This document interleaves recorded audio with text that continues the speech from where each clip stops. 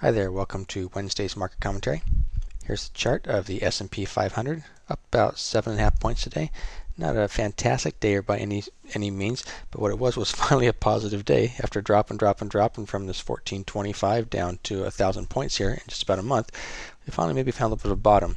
Now, if that's the case, we're going to go back and use this low from early part of February through here, and the low right in through here at the very end of March, to right about where we are right now. And so we're going to say that right around here about this 13.15 level or so could be a little bit of a support. Ultimately, the real support is down here at 12.75, and we don't want to see that one broken.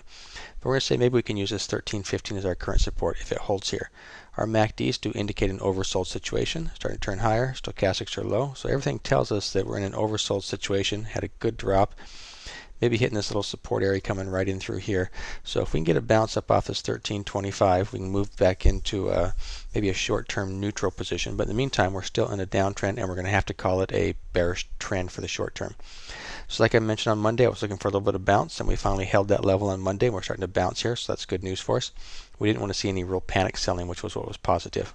So up 7.5 points today. We're in a current downtrend, so short term I am bearish. Support right here about this current level, about 13.15 or so, and ultimately down at 12.75 is the real support. And longer term, we're in just kind of a nice sideways pattern. So longer term, we are neutral. Short term, we are bearish with support around 13.15 and then 12.75. Resistance currently at 14.25. All right, let's take a look over at the NASDAQ and see how it looks for us. Here's our chart of the NASDAQ. Pretty good today, up around 33 points. This NASDAQ has been really outperforming the S&P 500, which you can see that huge drop we had on the S&P 500 last month. NASDAQ hasn't really had that same drop. We got resistance right up here at this 2,500 level. We're going to call that our resistance level. And longer term support way down here at 2,200. So longer term, we're still in kind of this neutral pattern. Short term, we've pulled back here, and good news is that we held this level right in through here. So we're going to call this level right in through here our support level, and we held that. So short term, I'm going to call still a little bit neutral here because we're holding on to this 2,400 support level.